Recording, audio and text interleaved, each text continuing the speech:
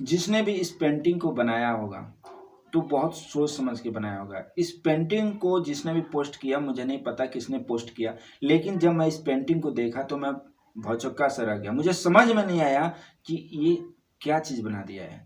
तब मुझे बहुत देर के बाद मैं सोचता रहा, फिर मुझे समझ में आया इस पेंटिंग का मतलब।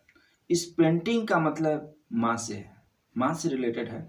जिस माँ का हम दूध पीते हैं, जो माँ हमें पालती है, पोसती है और बड़ा करती है, उसी माँ को जब हम बड़े हो जाते हैं, ठीक है, तो हम क्या करते हैं, उसका फिर खून निकालते हैं, यानी उसका सम्मान नहीं करते हैं। जीवन का सबसे अनमोल रत्नों में से रत्न है वो है माँ।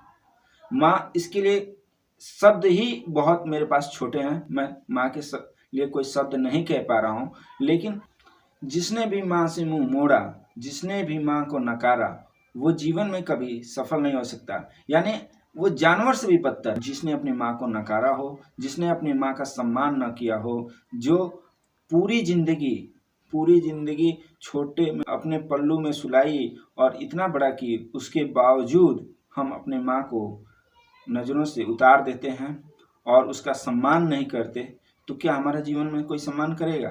कभी नहीं कर सकता। इसलिए मैं आपसे रिक्वेस्ट करता हूँ कि माँ की ममता को समझिए, उसके जो ममता है उसके कलेजे के अंदर, उसको समझिए कि वो आपके प्रति कितना निछावर होती है। तो हमें अपने माँ के प्रति थोड़ा सा ही तो निछावर होना है, बस वो हमेशा खुश रहेगी। यदि आप कहीं से भी आते हैं और माँ से सिर्फ इतना ही पूछते हैं, मम्मी तूने खाई, बस वो इतना से समझ जाएगी कि बेटा मुझे बहुत प्यार करता है और हमेशा आशीर्वाद देगी। यदि आप नहीं भी पूछते हैं फिर भी वो आशीर्वाद देती है। लेकिन आप अपने माँ को कभी मत दुख दीजिए।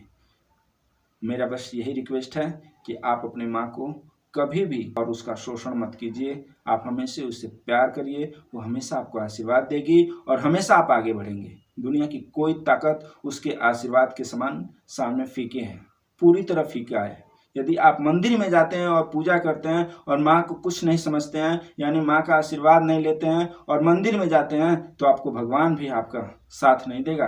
क्यों नहीं देगा?